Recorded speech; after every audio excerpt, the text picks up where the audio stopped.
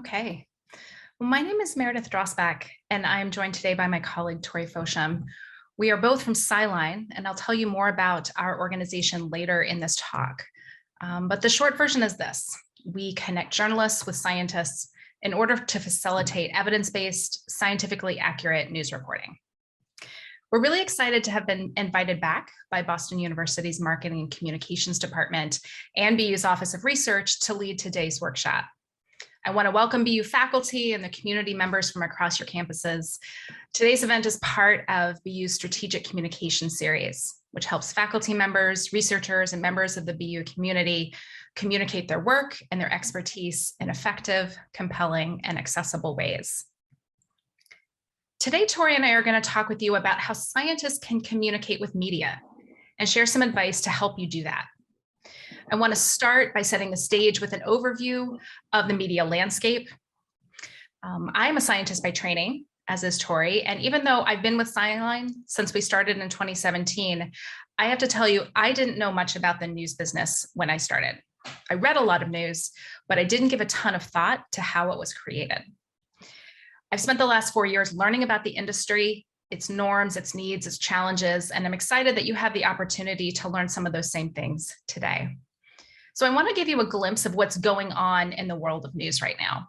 We'll talk about different types of reporters and their different audiences, what kinds of stories they cover, and how you can be a great source for those stories. So let's dive in.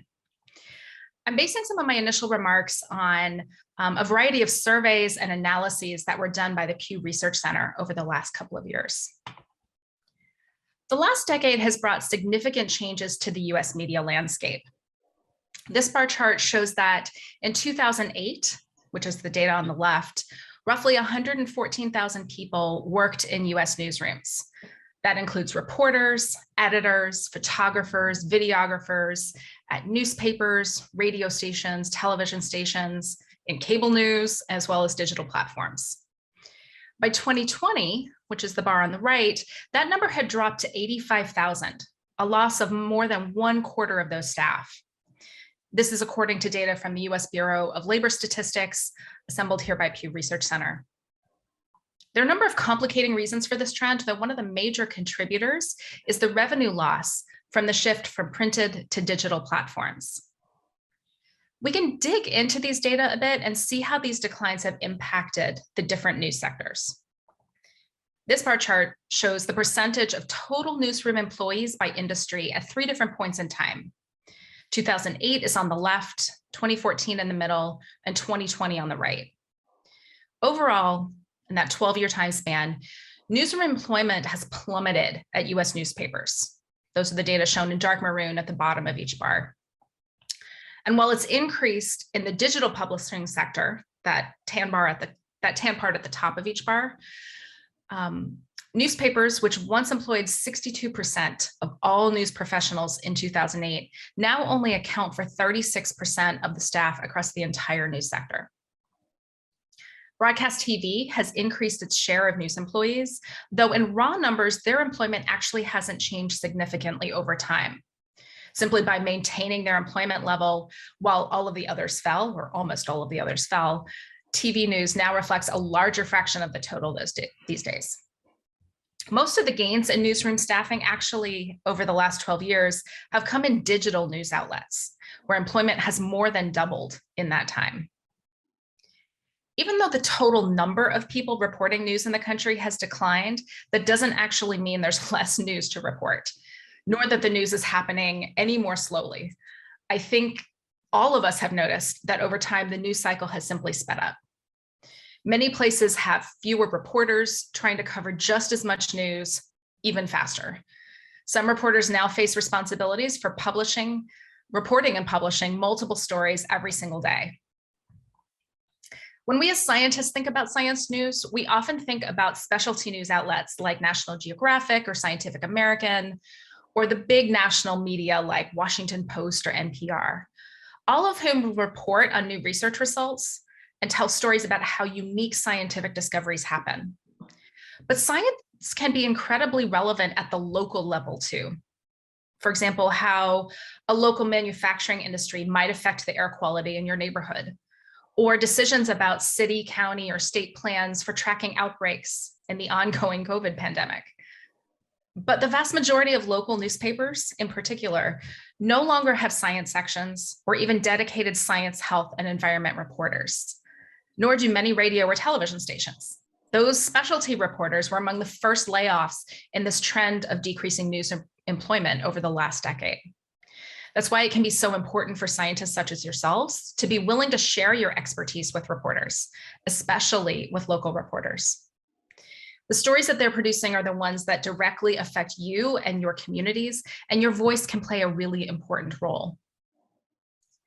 In the middle of 2021, Pew released new survey data on what Americans look for to decide whether a news story is trustworthy. And here you can see the percentage of respondents in that survey who said that it was very important to consider qualities like the news organization that publishes the story, the sources cited in it, their gut instinct about the story, the person, if anyone, who sent it to them, and the specific journalist who reported it. That same survey showed variations in these responses by political affiliation, but overall, more than 20% of those surveyed said they pay very close attention to sources in a story, and another 45% said they pay somewhat close attention. So if a journalist reporting on stories, either about science or for which science can play an important role, such as a chemical spill that might pollute a local waterway, it's not just the ability of scientists to explain complex or nuanced issues that is an asset to the reporter. As a source in that story, readers and viewers are paying attention to you, and you bring your credibility as a scientist with the public overall to that news story. So with that foundation of what's been happening in the news ecosystem and a bit about the role you could play, I want to turn to talking about the types of news media that you're likely to encounter. But before we do, a word about audience. If you have ever been to a science communication training or a seminar, you've likely heard some variation of the phrase, know your audience. What this advice is really striving to get you to think about is how the individual or the group with whom you're communicating is thinking about the topic at hand. What are their needs, their values, their preconceived notions, and what are they looking for out of this interaction with you? How can you create and tailor your message so that you can reach them where they are and effectively communicate? You all already do this. You already know that you will very likely explain your science very differently to a preschool class visiting the museum where you volunteer than you would in a TED Talk, which is in a different environment still from how you might describe your most recent publication to a potential postdoc you're trying to recruit to your lab. Reporters face a similar requirement because they're reporting the news for a particular audience, whether it's their local community or the entire nation.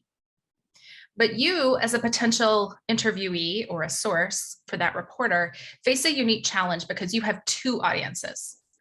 You are obviously speaking directly with that reporter. And as you discuss the science at hand, you will want to make sure that you're speaking in such a way that the reporter, who may or may not have any background in science, can understand you. But by extension, you're also communicating with that reporter's audience. And because their audiences differ, each type of reporter's needs differ. So if you're going to be quoted in a story, you have to use language and explanations that the reporter's audience will understand. You shouldn't go into every single interview with exactly the same talking points.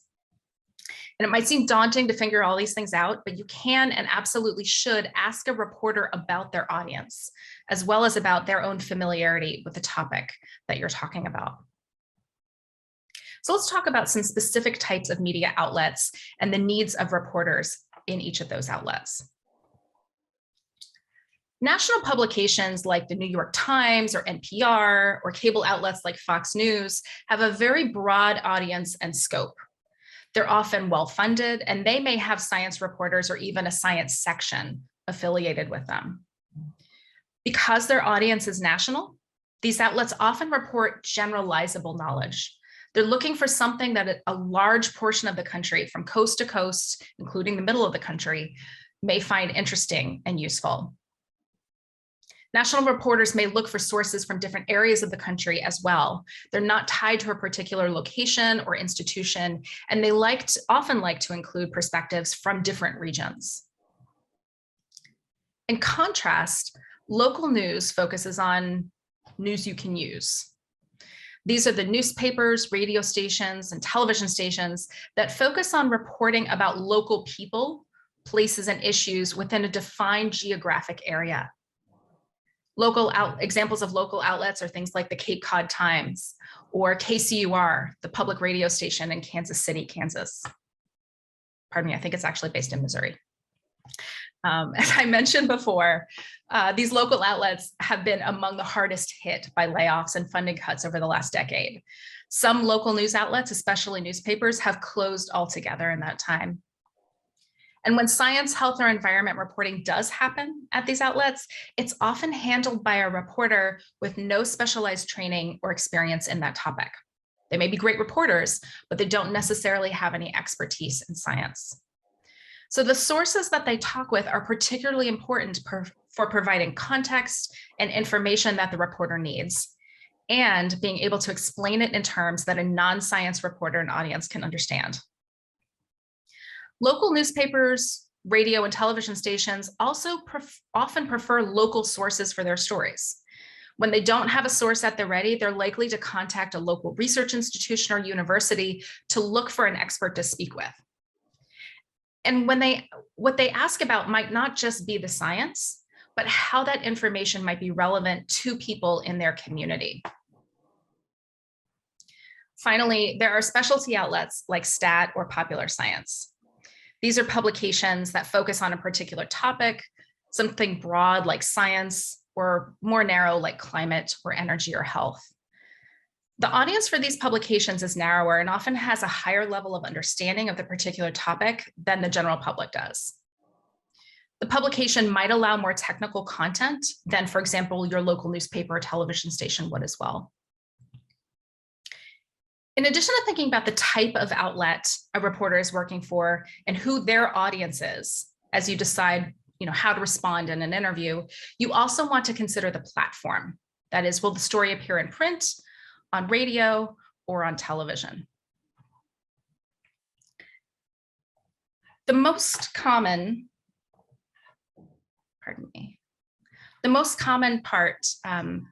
interview with a reporter you might do is for a story in print. This can be for a newspaper or purely a digital outlet. In either case, the audience will read the article, not watch or listen. And this isn't a hard and fast rule, but print interviews are often the longest. As a source, you probably have the most flexibility in what you say and how you say it, because a print reporter can also isolate short phrases or even single words for a quote that will fit within the contextual language of a paragraph.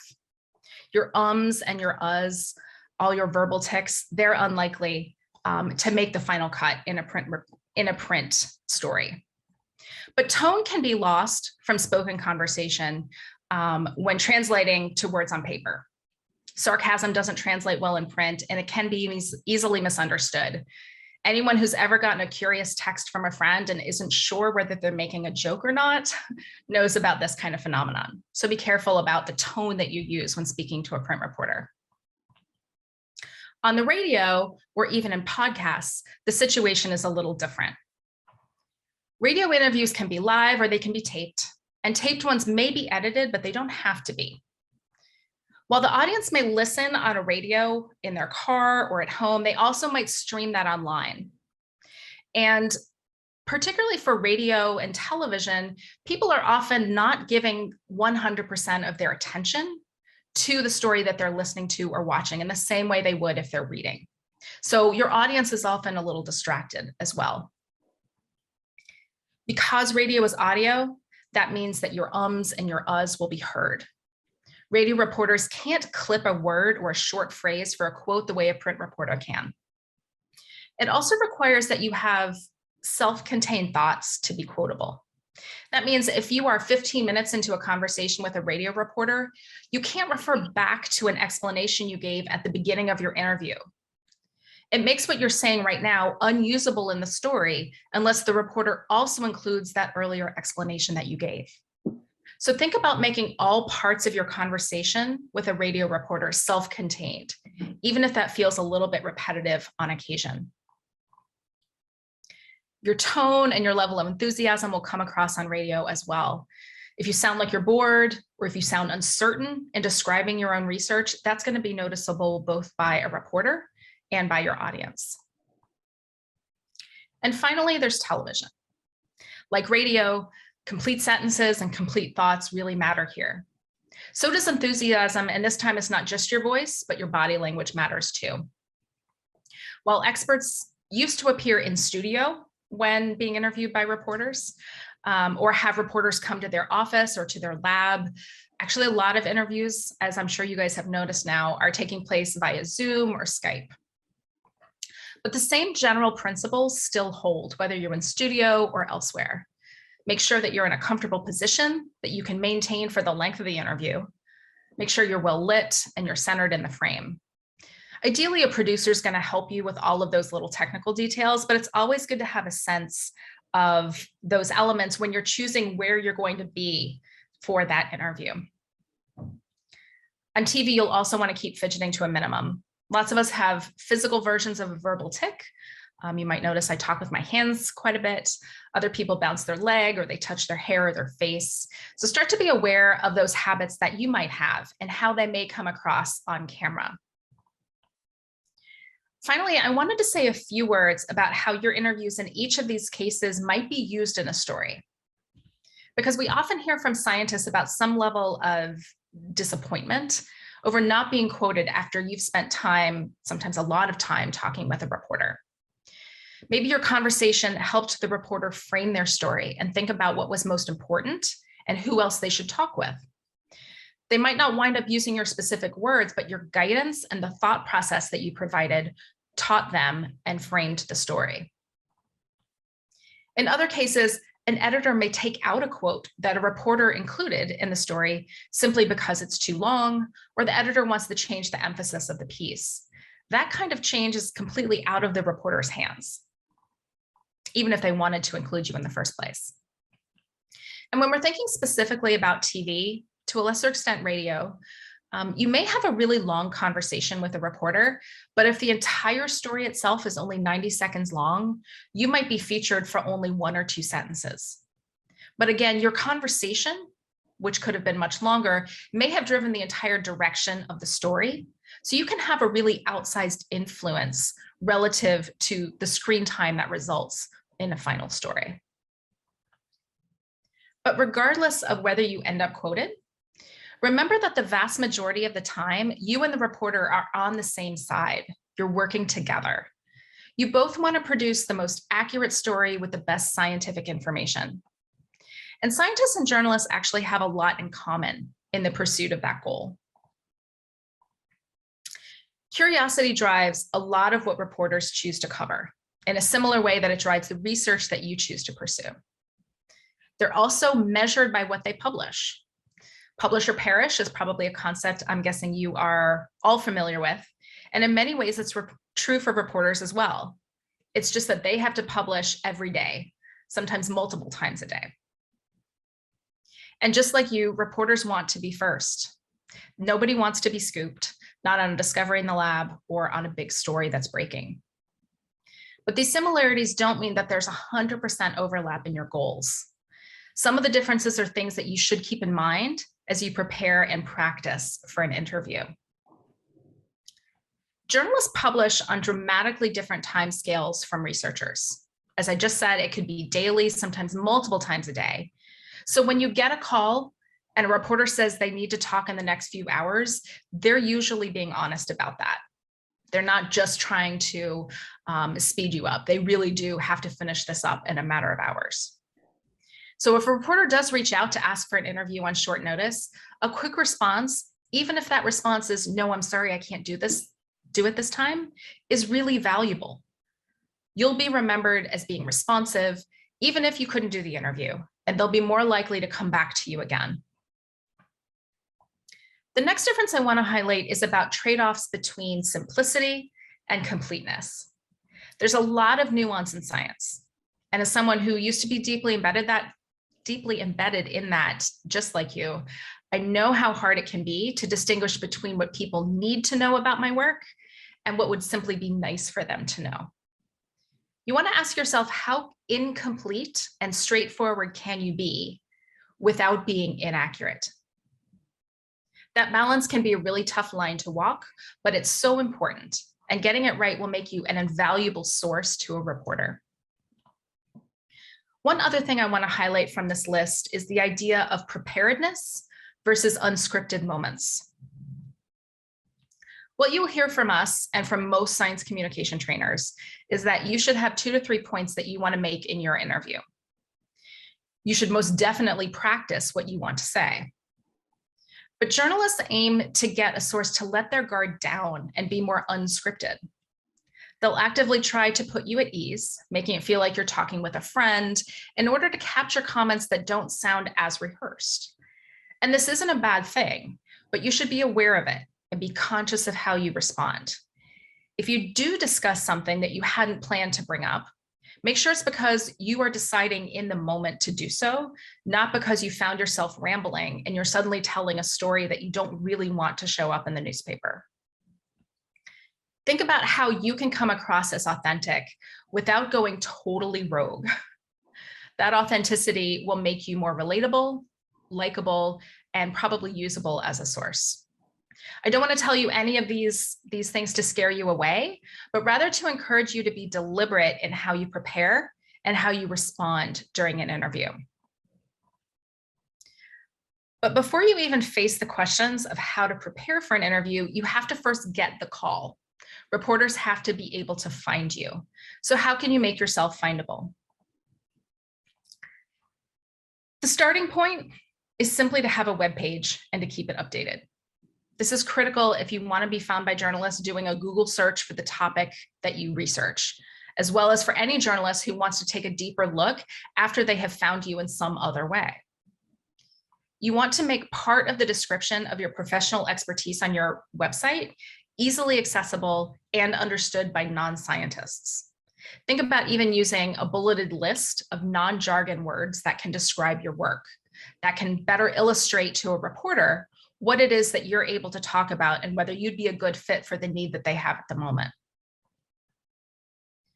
Another good way to connect with reporters is to connect with your institution's media relations team, sometimes called public information officers or PIOs. Part of a PIO's job is to field requests from reporters looking for someone to talk on a specific topic. So make sure that your PIOs, the marketing and communications office that's hosting this webinar series, know that you are interested in speaking to the media and what topics you're comfortable speaking on, so that you're quick to come to mind when they get requests from a reporter looking for someone with your expertise.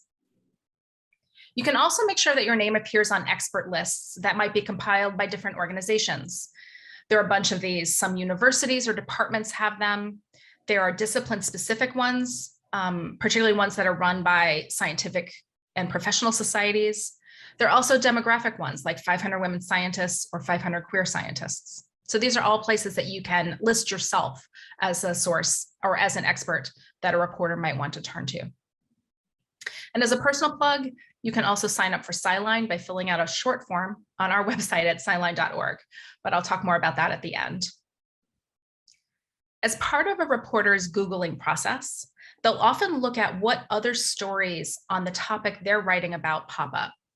And they'll reach out to experts who are quoted in those other stories, because they know that those people have expertise and that they've spoken with reporters before. It can seem a little bit daunting to try to break into that reinforcing cycle before you've been quoted in any stories, but there are other ways that you can wind up on this same radar for reporters. One is to write an op-ed for your local paper or blog for a university-based research publication. Beyond the immediate impact of those things that you have written, reporters notice who writes these pieces, and it can make you a good candidate for them to contact in the future, especially when they're looking for someone who has already demonstrated they can put a scientific issue into broader context. And of course, another way to be found by reporters is social media, particularly Twitter. It can be a great place to engage in conversation, to share your expertise, and hear from a wide variety of people with different backgrounds. It can also spiral out of control in ways you've never predict. The single most important piece of advice that we can give you is that if you choose to engage on social media, be deliberate and be thoughtful in how you do it. Be honest, but not flippant, and be as open as you're willing to be, with the understanding that the whole world may see what you say. We've seen an increasing number of reporters who use tweets directly in their reporting, especially for stories that appear online.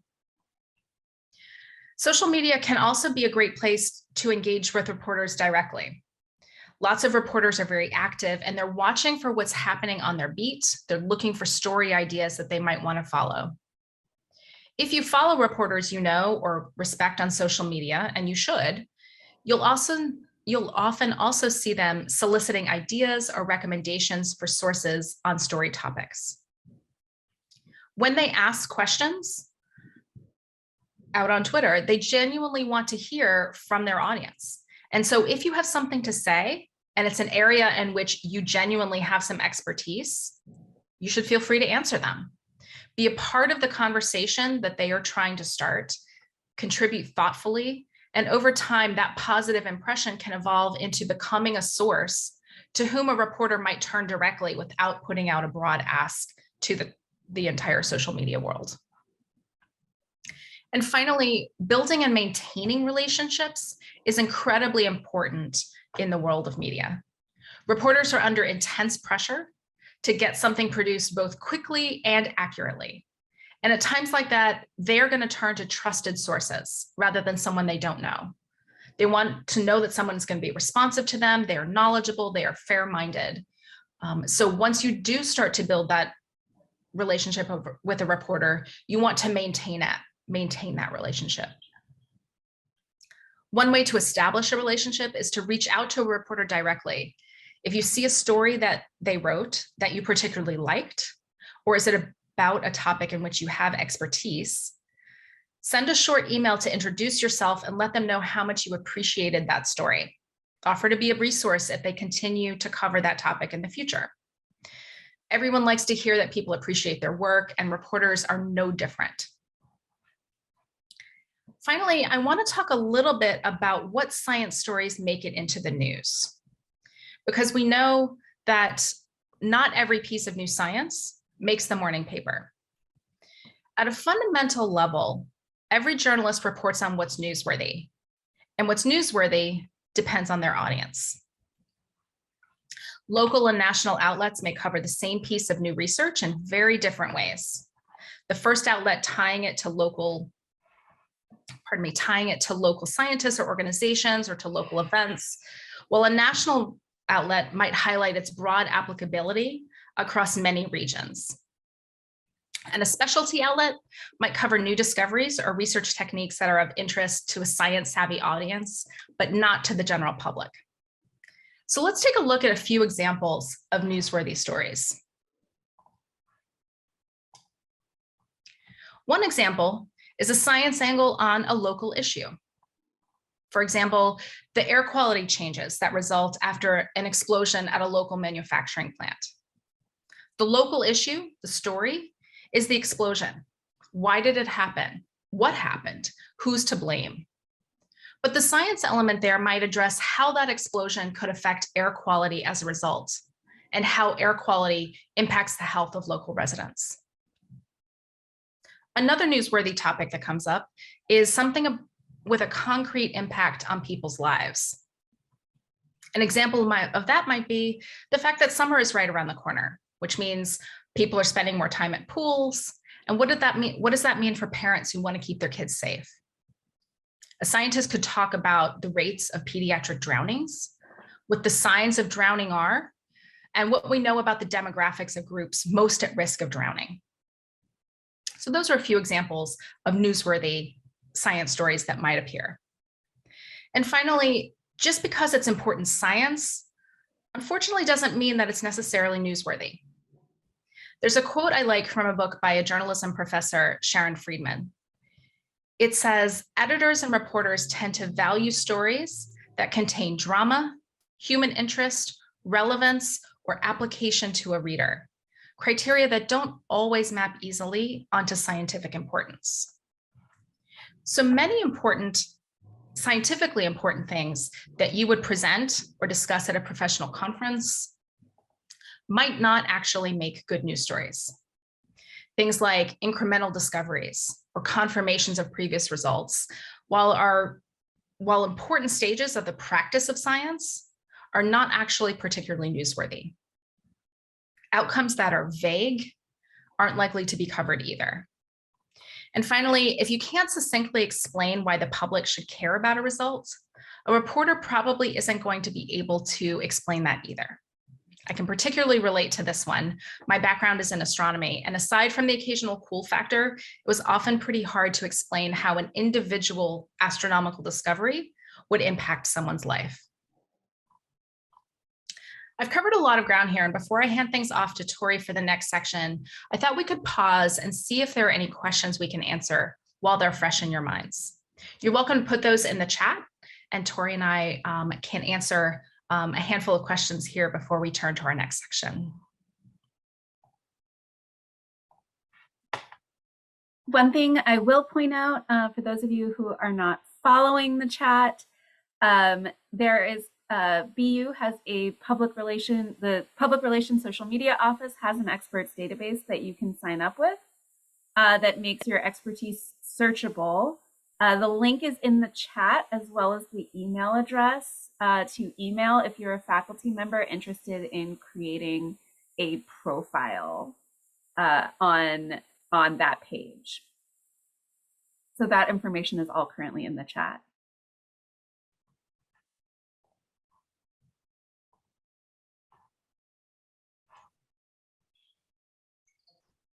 Hi, I have a question. You mentioned it's valuable to email reporters, but how on earth do you get their email address?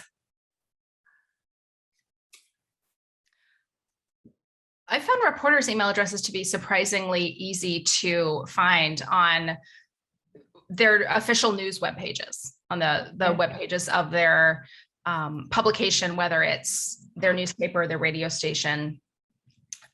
Freelance reporters, I think, can be a little bit more challenging. Tori, I wonder if you have additional advice there. Pretty much any freelance reporter is going to have a personal website. And if that website does not at least offer their email address, it will offer a contact form that will send an email directly to their email address. So that's one way. The other way I would suggest is pretty much any reporter, especially freelance, but also staff reporters, are all present on Twitter, and many of them will have their email address in their Twitter bio. So that's another place that you can go and check and see if it's listed there. We have a question in the chat about how to handle reporters who enter from a particular political angle, left progressive or right-wing conservative, how to get them to listen to and present your scientific position that might not confirm their biases.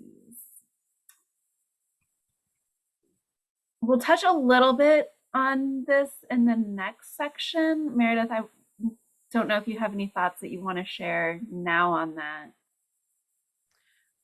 I think the things that come to mind are, one, you're never required to say yes to an interview. You don't have to do it just because they ask.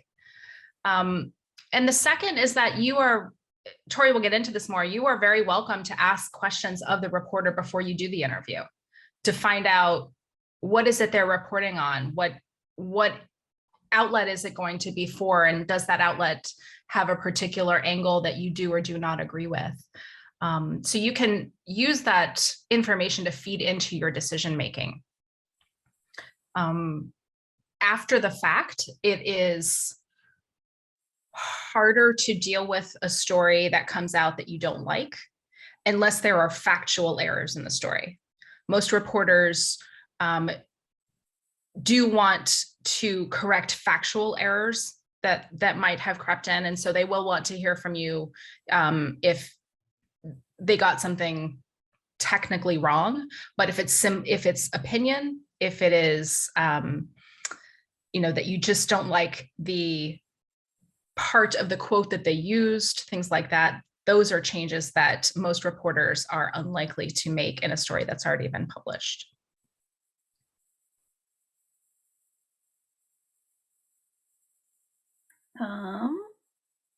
Let's see. We have another question. I've had a lot of instances where reporters reached out to me after a tweet, but it has been more about tweeting into the void and getting responses at times. To be more proactive, do you recommend doing things like tagging reporters, or is that obnoxious or presumptuous?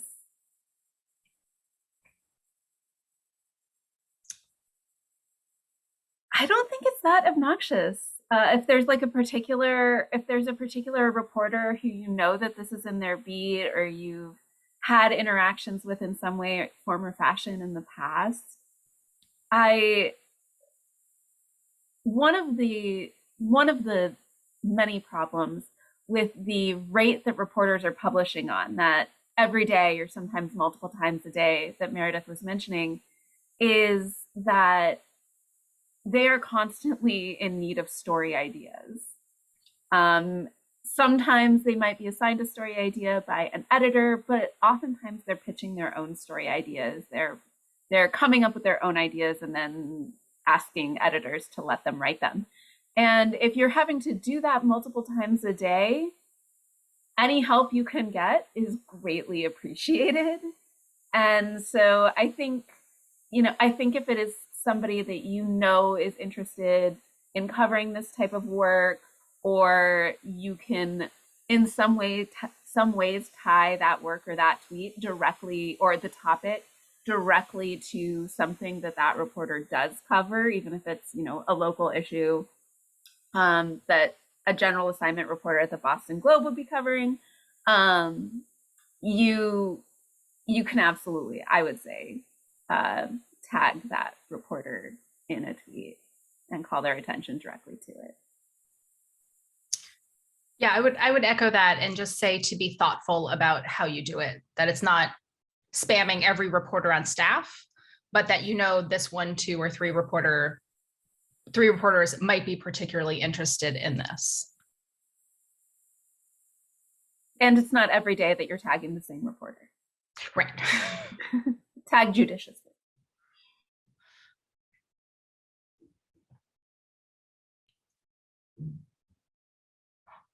Other questions before we move on? I see one other comment in the chat, noting that LinkedIn is also a great source for reporter emails.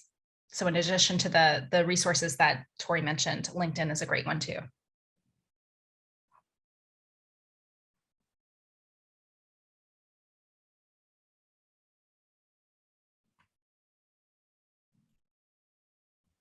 Okay. We'll keep adding your questions in the chat as they come to you. I'm going to turn the floor over to Tori for the next section. Thanks. So once a reporter has found you and reached out to you, there are some things that you can do to help ensure that you give the best interview possible. The number one piece of advice that we can give you is to put some time and thought into preparing for an interview. The journalist is going to be preparing. They'll be learning about you, making a list of what questions they want to ask, doing some background research on the topic, and you should do the same. Some journalists may be willing to share a list of questions they plan on asking ahead of time, if you specifically ask for those, but they won't always. And even when they do, interviews are organic conversations, and you shouldn't expect them to stick only to those questions. All that to say, you won't know the exact questions the journalist is going to ask, so you can't necessarily prepare specific answers. Meredith, slide, please. Instead, we recommend preparing the points that you'd like to make in the interview. 2 to 3 main points are the sweet spot here. There are different strategies for developing your points depending on the nature of the interview and what the journalist is asking for. One strategy is to think about the 3 points like a story, with a beginning, a middle, and an end.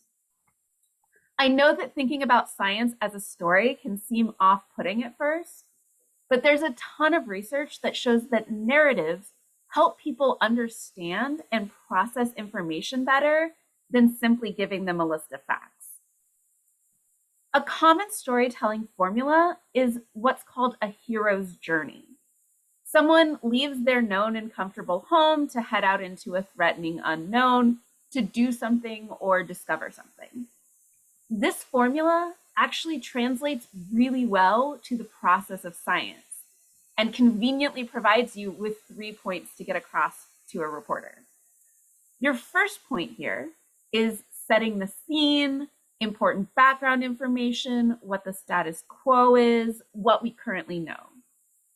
Your second point would be the challenge or conflict, that there's a gap in knowledge, that there's something that doesn't quite fit in with what would be expected, that new information called what was known into question, or something that came in and messed up our clean and nice explanation. So thus, we have to venture into the exploration of actually doing science. Your third point here is the resolution, the new information, what was found, a new discovery, or a solution to a problem. So thinking back to when I was doing research, using this formula would have led me to 3 points that looked something like: 1, we've known since the 1950s that patients with schizophrenia have trouble with visual processing. They have trouble putting individual parts of an image together into a single object, and they have trouble seeing certain optical illusions. 2, what we don't know is whether this is specific to patients with schizophrenia, or if it's specific to symptoms of schizophrenia, or if it might be a sign of vulnerability to schizophrenia, not the presence of the disease itself. And 3, what we're learning now is that first-degree relatives of patients with schizophrenia often show an intermediate level of problems with visual processing, and that in many cases, it looks like it might be related to the ways that neurons in the brain are signaling at each other when a person with schizophrenia is looking at an object. This means that it might be a helpful tool to study the genetic risk for schizophrenia, as well as what's happening in the brain in these kinds of processes in general. Other formulas that you can think about when developing 3 points are how something might affect 3 different groups or populations.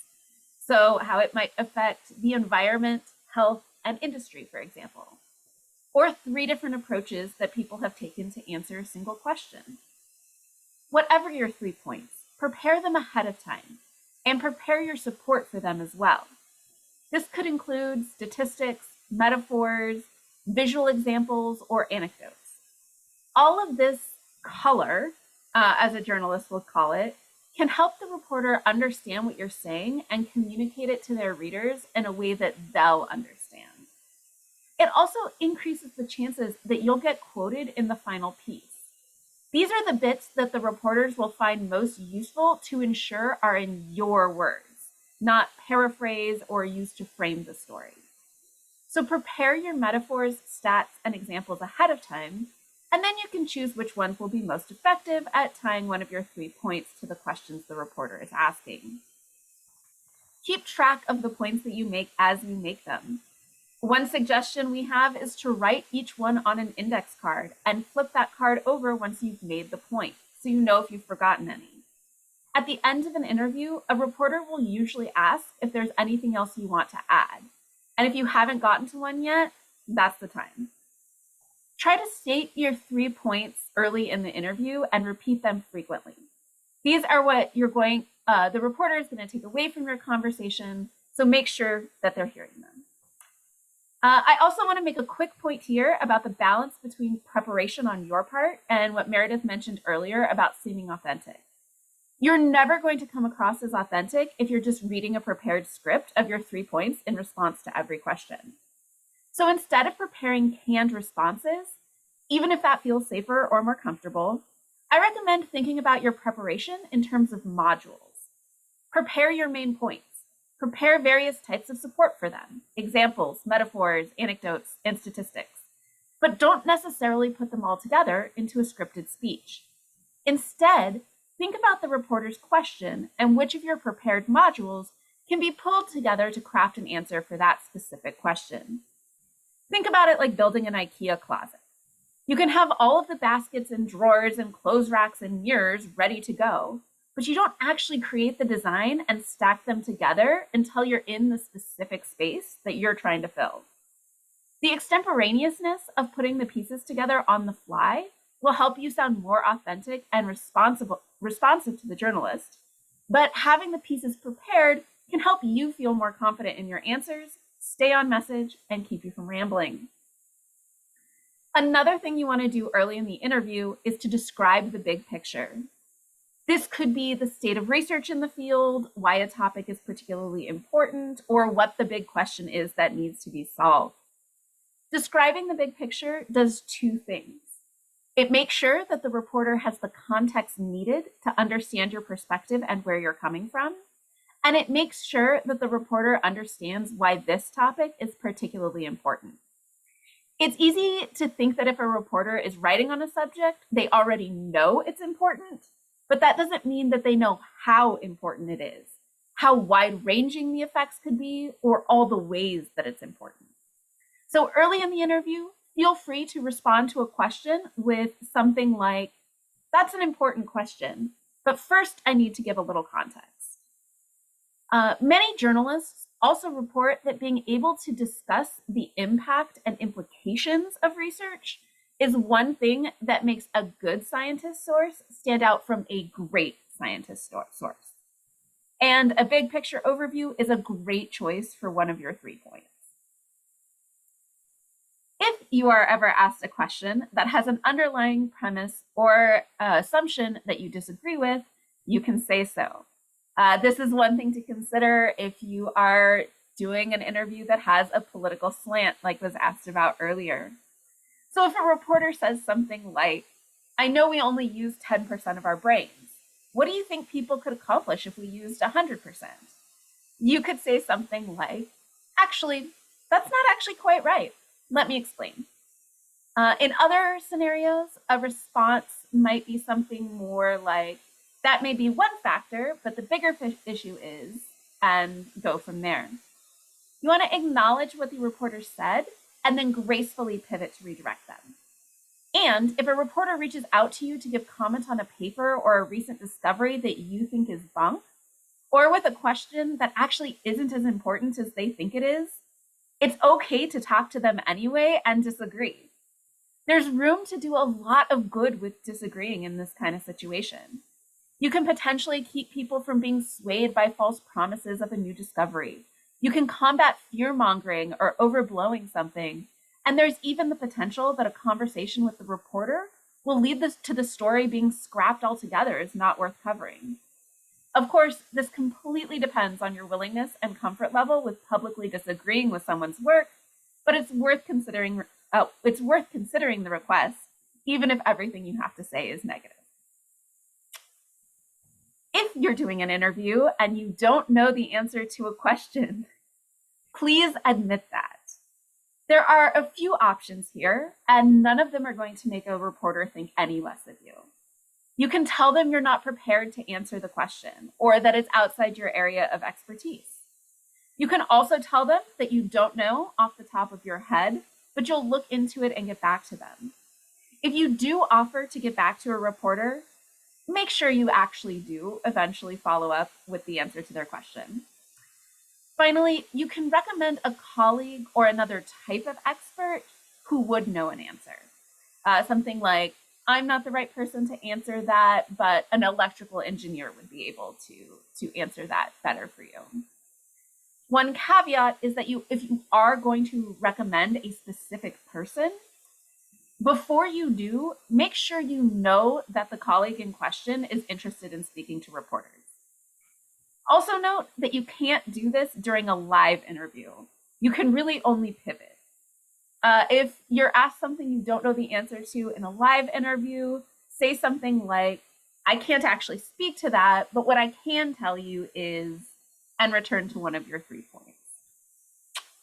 And now some quick do's and don'ts.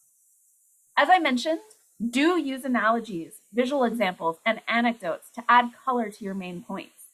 These will not only help more clearly explain what you're saying, but they're a jackpot of quotes for a reporter to use, especially because metaphors and analogies are one way that journalists report trying to simplify a concept without overly simplifying it or dumbing it down. Do ask the reporter clarifying questions about their questions.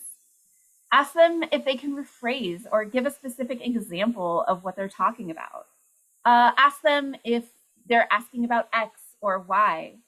This will not only help make sure that you're answering the question that they want answered, but it will help buy you some time to collect your thoughts and give a concise answer. I think we're all familiar with giving a talk and getting a question and starting our answer with, "That's a great question," to help buy us some time, and this is a similar strategy. You definitely do want to ask the reporter to summarize what they heard you say. In our experience at SciLine, one of the most common reasons scientists may not want to speak with reporters is that they worry about being misquoted, the story missing important context, or otherwise being misrepresented or misunderstood. One way to reduce the odds of this happening is to check in with what the reporter is taking away from your interview before you even leave the room. Asking them to summarize what they heard and what they took away as your main points can allow you to correct any misunderstandings or add any needed context, letting you leave the interview with the confidence that you and the reporter are on the same page. Don't use acronyms or jargon when speaking to a reporter. Most stories for general audiences are written at about an 8th grade level, so a journalist can't really quote you if you're speaking at a level significantly above that. Many interviews you do, particularly for local outlets, are going to be with a general assignment reporter who has no background in science, much less in your specific field. And even if you are talking with a science specialty reporter, the journalist likely doesn't have a background in the exact thing you're chatting about. So using jargon is just going to introduce more places for potential misunderstandings. This can be tricky because once you're steeped in a field, there are a lot of things that you may not even think of as jargon anymore, or what's called hidden jargon that might mean something different to a layperson than it does to you as a scientist. So take the word model, for example. To a scientist, that might mean something like a series of equations that simulate what happens in the real world. To a layperson, though, that might mean to model clothing or to imitate something. Don't assume that everyone has the same working definition of a word that you do. Do not go into an interview blind. The reporter will be doing some prep before they come into the interview, and you should too, so that you can come into the conversation on a similar playing field. This is where you can do some of that vetting for potential political alignment or the quality of the way this reporter or this outlet covers specific stories. In your initial exchange with a reporter, you should ask some questions to get a better sense of how to tailor your message. Make sure you know the outlet the story is for and who their audience is. Ask the reporter about their audiences as well as their own level of familiarity with the topic. Ask what the framing of the story is. Maybe they're just looking for some scientific information to support a much bigger story. For example, somebody reporting on local indigenous tribes protesting policies that allow new mining in a region might just want to know if sustainable mining is even a possibility. Maybe they're looking to debunk some misinformation floating around, or they're looking to get comment on a paper. Ask what stage in the reporting process they're in. They might be early on and collecting background information, or they might be near the end and really just need a quote to finish up. All of these things might influence what message you prepare. Ask up front for the details of the interview. How long are they looking to talk? Do they want a phone call or a video chat over Zoom? Feel free to set boundaries here. If you only have 15 minutes at 2 o'clock, tell them that. If you're traveling and can only offer comment via email, let them know. If you can comment generally on a topic but don't want to comment on a specific new paper, say so. You'll make your desire to help clear, and it's up to the reporter to decide whether that works for what they need. And finally, what do you do if you accidentally say something you don't want quoted? TV has taught a lot of us that you can just say off the record and your bases are covered, but that is not actually how the record works. The default is that everything you say to a reporter is on the record, which means that it can be quoted and attributed to you. Anything else must be agreed to ahead of time. This is particularly important because different reporters or outlets might define things differently, and you want to make sure you know what you're agreeing to. Generally speaking, off the record means that what you say can't be used by the reporter in any way.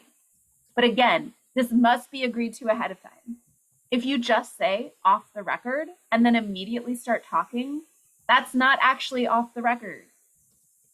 On background means that the reporter can use what you say, but not as a direct quote or attributed to you. It might be context or general information that can help frame a story, or it might end up paraphrased. We suggest that you don't rely on trying to go on background or off the record if you don't want to be quoted on a topic. If you don't want to be quoted, just say that you're not prepared to talk about that subject and leave it at that.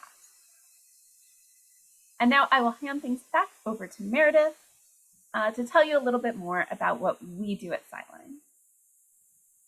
Thank you.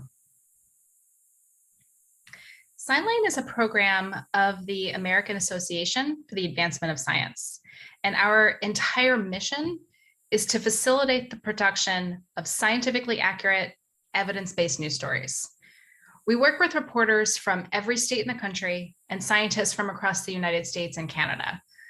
We are supported by philanthropies, so everything we do with both communities is entirely free.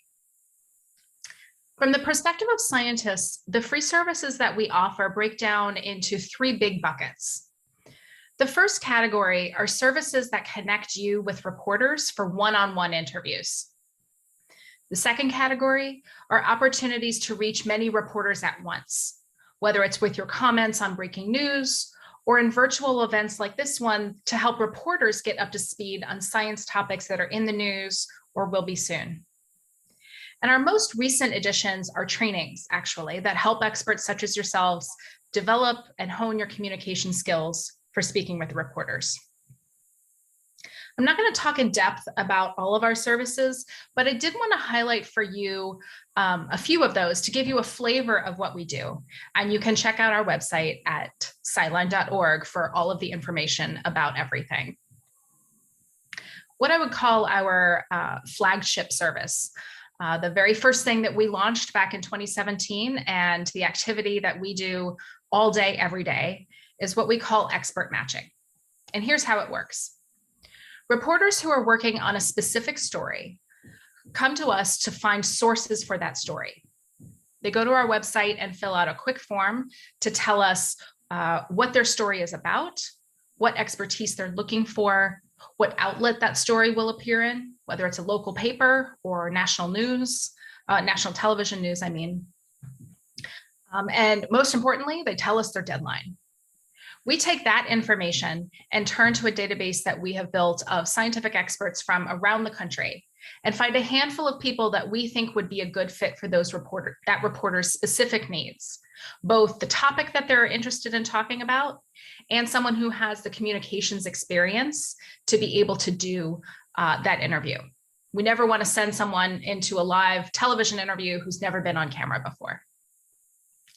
We reach out to those handful of experts and describe the opportunity to them, letting them know the details that the reporter provided us. And for those who say that they are both interested in the interview, willing to do it, and importantly, available by the reporter's deadline, we share their contact information with the reporter. That reporter can reach out directly and do their interview.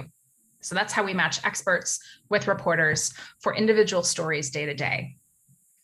We've received lots of inquiries from local reporters, in particular on environmental issues, such as contamination discovered in neighborhood soils or in drinking water and the health issues those might cause.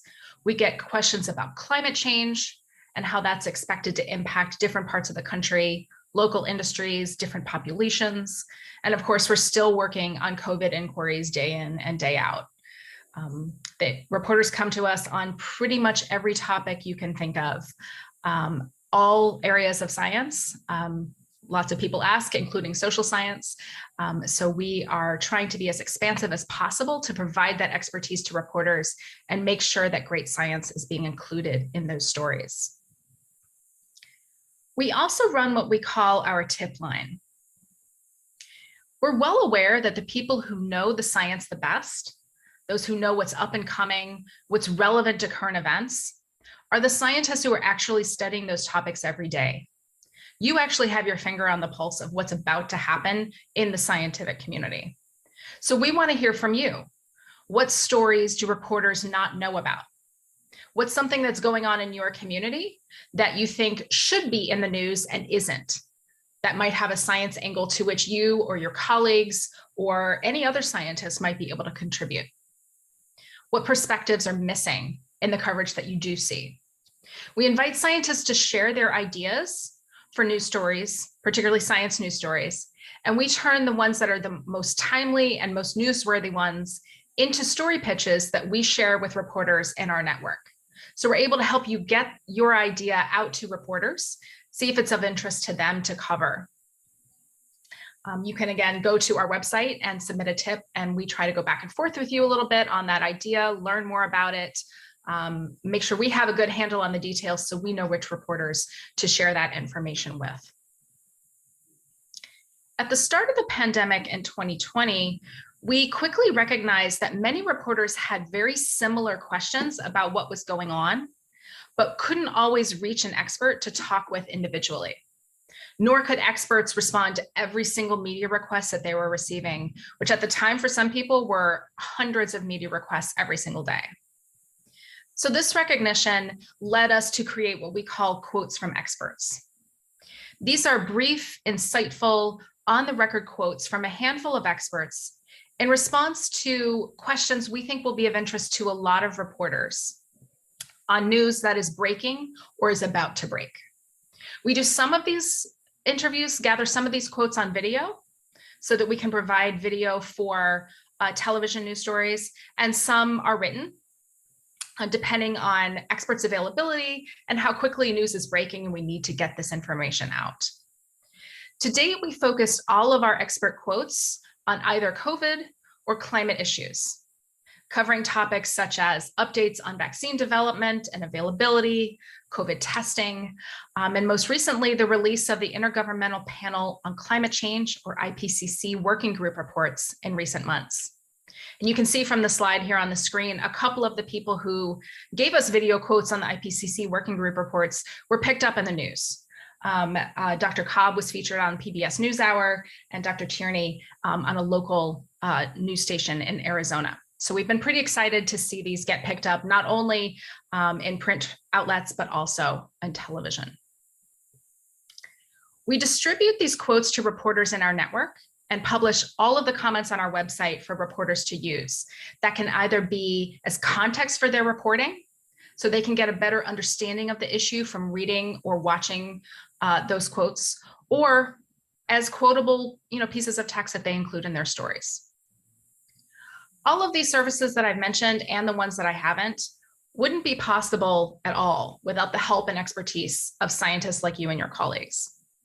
We couldn't do what we do without experts who are willing to talk with reporters or support their reporting in other ways. And so if you are interested in getting involved, you can check out our website at SciLine.org, go to the For Scientists tab, and you'll find out a lot more information about all of the services we offer, as well as a link to the form to register to join our database and serve as an expert. So with that, I thank you so much for your attention. Tori and I are happy to take more of your questions in the chat. So please keep adding those, and we will turn to that now.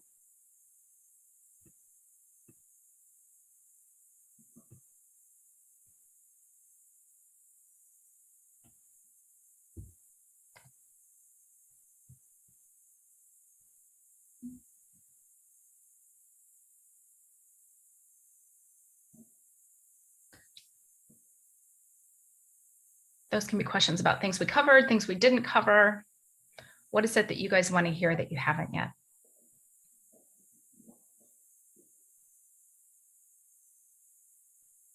And I used to teach college students too, so I'm very good at waiting out silences.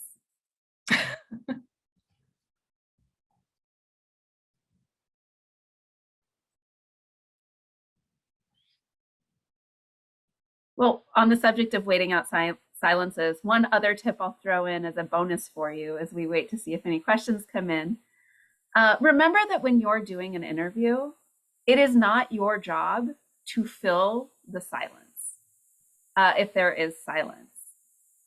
So if you're talking with a reporter, it's their job to keep the conversation going. And oftentimes they'll pause after you give an answer to see if you elaborate more, because human beings are uncomfortable with silences and often we will try to fill them.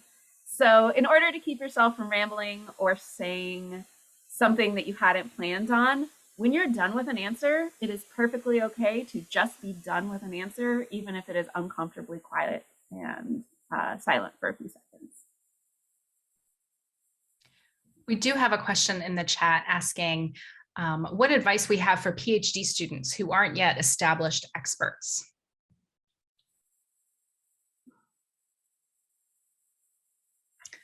I think my thoughts to start, yeah, I think my somewhat generic advice is to look for opportunities to build up experience. It doesn't necessarily have to be experience communicating with reporters.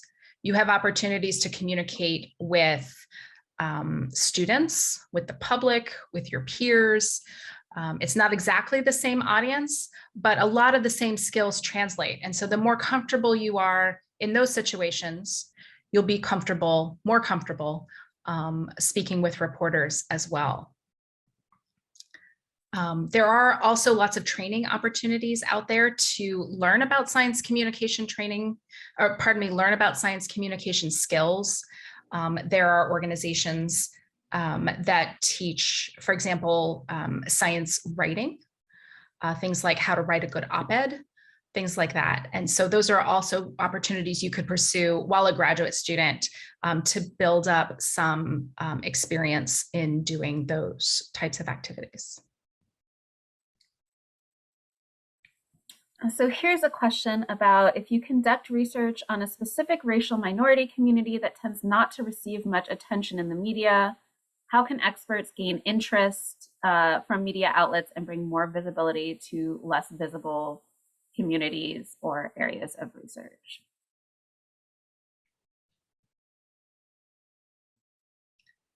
That's a great question. It is a fantastic question. One thing that I think is particularly important for this kind of situation is to remember, kind of in all of these different ways that we've talked about reaching out to journalists themselves, whether it's tagging somebody on social media or interacting on social media, whether that's submitting something through SciLine's tip line, whether that's working with media relations at BU to develop a press release or whatever it may be. Really, in this case, I would say although it's always important, it is especially important to hit heavily on why this is important. Specifically, if it's potentially a smaller minority group or community, or when thinking about a racial community, or from a biomedical perspective, if this is a disease that doesn't affect a huge number of people, really emphasizing to a reporter why it matters that this community is not being talked about, why it matters, why talking about this community will matter, why it will change that, and why it's important that it change. I think again, not only are reporters always looking for story ideas, but they are often looking for scoops. They're looking for things that other people aren't covering, or they're looking for unique angles on the stories that everyone is covering. So if you are working with a group that is not getting covered in a lot of ways, that is being ignored in media in a lot of ways, that's your chance to really highlight not only why it matters, but also that no one is talking about it, and here's why it matters that no one is talking about it, and what the reporter can do that would be unique. The other thing I would add to that excellent response is to think about different types of outlets. I know there's a lot of attention on what makes the cover of the Washington Post or what's on the 6:30 nightly news, but there is incredible value in what's reported in local news, what's reported in some smaller outlets, at least initially. One of our colleagues at SciLine has worked at a variety of different outlets, and he's told the story of how television news in the morning will sometimes pull out the local paper to see what it is that they're going to cover on TV news later that night. So they're getting stories from each other, making it into some, what might appear to be smaller publications can then get noticed by larger publications and build the momentum to demonstrate how much that story matters, as Tori was describing. And I think that advice of looking for the smaller outlets, there's an outlet we work with that covers specifically the Somali immigrant community in Twin Cities in Minnesota. So if you do have a very specific community that you're working with, it's likely that there are smaller outlets or specific journalists somewhere that are focused on and interested in covering that story. And like Meredith said, kind of starting there and then the chain reaction of being picked up from there. We have another question asking, how does a scientific story make it to the national evening news? They seem to be random. I don't disagree with that observation sometimes. Most of the time, what's making it to national news are the stories that oftentimes the journals themselves are putting out press releases about. So the national level journalists are getting a flood of essentially press releases every single day, not just about science, but about a lot of things. And there are certain services that will deliver science press releases. And that seems to be, in my experience, where a lot of what's being covered at the national level comes from, is picking up from those press releases, often put out by the journals, sometimes put out by the institution. That has been my experience. But what stories an individual journal decides to do a press release, or what papers an individual journal decides to do a press release about, or whatever else, I have no insight into that process.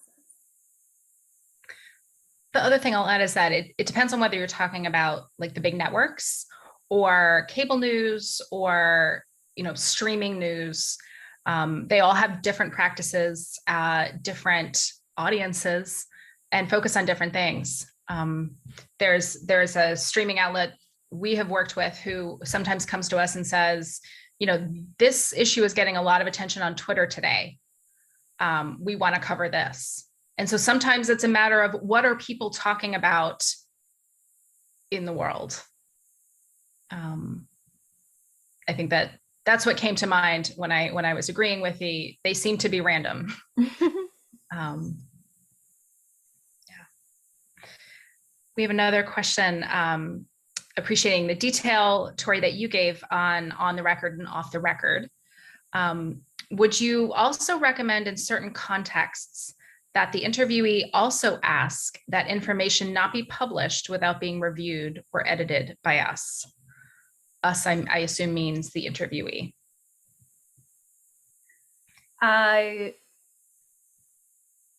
The only context that I would say you should ask that for, sometimes if you're working with a non-North American journalist, if you're working with a European journalist, I'm not quite sure of the standard practice in Africa and Asia, but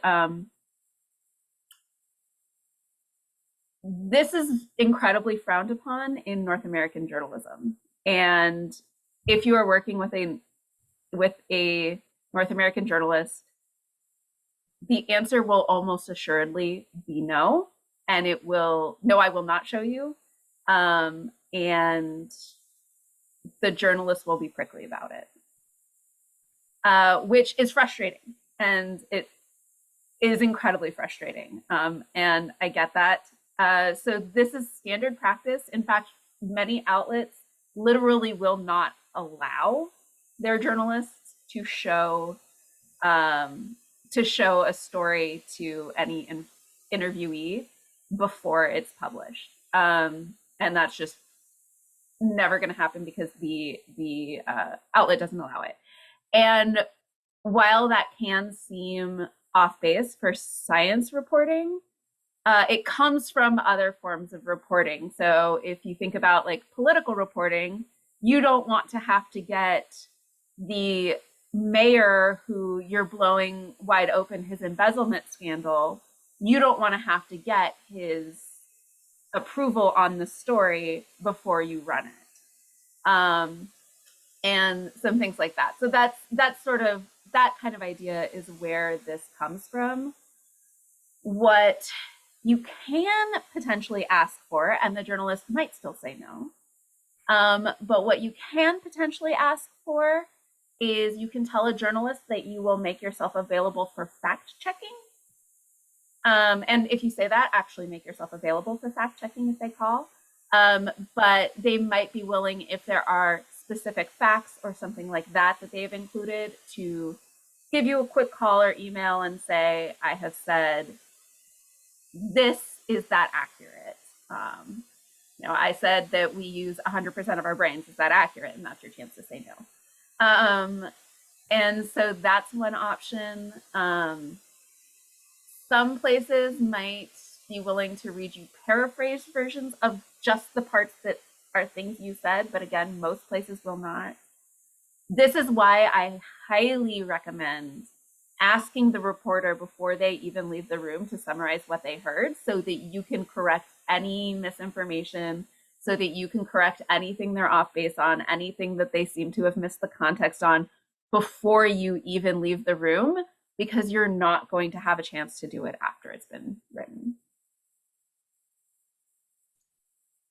I have a follow-up question on that. So reporters often ask if they can record the interview, and I usually say yes. But I was wondering, how would they feel if I say, oh, and I'll also record it, and then you can actually see if there's something that you may have to fix because somehow it got out wrong. But how would they feel about that? I've never tried that. There are, from what I've seen from reporters, there's kind of mixed thoughts on that. I mean, turnabout's fair play on one hand, right? I will say I've seen more positive response to it when somebody asks if they can record, basically because they want to learn it, use it as a learning tool to improve their own interview skills. And if it's framed that way, as opposed to like, can I record it so that I can potentially go back and gotcha later, is probably, and some reporters are still gonna take issue with that, but that's one that I say it might not hurt to ask, particularly if you frame it as you want the recording as a learning tool for yourself. Meredith, do you have thoughts? The only thing I will add is that you definitely need to ask, because there are legal rules in place that vary state to state on what can be recorded. And so and that depends on both the state where you are and where the reporter is. So yeah, you wouldn't want to record surreptitiously and then try to use that down the line and find out that that was an illegal recording. The other thing that where you might get some pushback on this from a reporter is somebody might not want someone else to be in control of your conversation before a story has been published. So you might get a little bit of pushback on, essentially a reporter might not want to risk you leaking the entire conversation, even though theoretically you already had all of that information since you were able to give the interview, but risk that being published before their story is published. You might get a little bit of pushback. Again, you can always give a reporter your desires or your requirements to do an interview, and then at that point they are free to accept or reject the constraints and accept or reject to do the interview with you. And you have the same options at the time. If that's a deal breaker for you, you don't have to do it.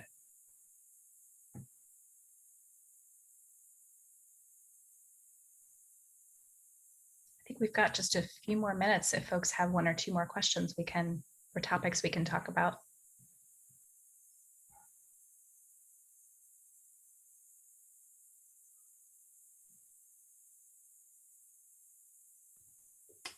I have one. Thank you so much for the information.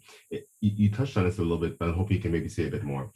It's this idea of balancing what people need to know about your research. Like, so for example, I can't say that A caused B. I can say that A is associated with B, given these parameters, yada, yada, yada. And how to train yourself to find the balance in the moment. And I think part of that is being prepared. But I suspect that there's sometimes questions that come up that force you to think on your feet. And you know, my fallback is to go to that language that I know that's my safe space. But if I'm, is it my job to read the reporter's face and see whether it's landing and then say what I mean by that is, or is it the reporter's job to come back to me and say, you know, that sounded jargony, can you say it to me in other words, or something like that? I think that depends a little bit on the type of interview. If it's live, you have a little less flexibility there than if it's not live. I'm always of the opinion that, you know, I want to be reading someone's face. I want to say, are they with me? Are they not with me? In the same way you might do with students, in the same way you might do with, you know, at a conference when you're talking with somebody. You can always, you know, if you notice the reporter's not with you, you can say, let me take a step back and explain this, differently. I think you are also very much on the right track that if you know there are specific topics you are going to talk about or you want to talk about, for which the nuance and complexity are both important and difficult to explain, those are the areas where it is useful to sit down and really work on it. And not just work on it like with you in your head, but write some things down, say them out loud, say them to someone who doesn't know your research area. Does this make sense to you? If not, try something different. One of the things we didn't mention here is that a lot of newspapers in particular, but I think more broadly, really focus their reporting on about an 8th grade level, reading level. I've heard variations, everything from 4th grade up to high school, but something around 8th grade. And so one of the examples I often use in other talks is a clip from an 8th grade textbook describing the atom. And if you were to read that clip, you're like, okay, well, it's not wrong. It's very much not complete, but it's not wrong. And so is that good enough to move ahead with, even though you know it's not complete, there's nuance, there's detail, there's like this delightfully rich complexity that I want to tell you all about, but is actually not going to make the 3 sentences of the quote that the reporter might use or the 250 words that they have available to them. So I think practice, and practice not just in your head, but practice with other people. And then, yeah, absolutely read the reporter and see whether they're with you or not in the moment. And visual aids, is that helpful? I mean, are we doing screen sharing in interviews? Like, what does it look like? That's a great question. What do you think, Tori? I mean, I think more and more now interviews, even for print, are happening via a platform like Zoom, and with video on. I've seen actually several people complaining about this because they're like, I just want to not look put together and do my interviews on the phone like I used to be able to. And now everybody has their cameras on all the time. So I think more and more even print interviews are happening via video chat or some other video platform. And so you will be getting, to some degree, some of that visual feedback about whether somebody is with you. And not to be the world's most broken record, but I think this is another really great point where asking the reporter to summarize what they heard you say, you can help you get a very clear idea of, did they get it? Did I lose them? Are they, as well as offering them kind of an easy out to be like, actually, I wasn't quite clear on this point of it. Can you say that again, or can you explain it differently? We've got just a couple minutes left, and I saw one more question in the chat, which I will freely admit I don't quite know how to answer, but you might, Tori. It says, do the good reading expensive PR agencies have any special access to national reporters? I can guess at this answer, but I have not worked in private PR. I've worked in university communications, but not private PR. My guess is that the top level national, whatever PR agencies do to some degree have personal relationships with some reporters at the national level. Would be my guess, but I cannot guarantee that. From what I've heard, somewhat anecdotally, reporters of all kinds and all tiers are getting pitches and press releases and ideas sent to their inbox by the minute. And so, there's a distinction with special access, but I think lots of reporters are being absolutely inundated. And so it's hard to know whether particular sources are going to be able to cut through that noise on a regular basis either. Mm-hmm. Well, it's 4:30, so I think we were at the conclusion of our time here today. I am so grateful that you joined us for this talk, and thank you so very much for all of the great questions. I thought this was an excellent discussion. Molly put a brief survey link in the chat, so if you have a moment to click on that and let the strategic communications team know what you thought about this presentation and whether you found this content useful, that would be great information for them to have going forward. Thank you again, and have a great rest of your day.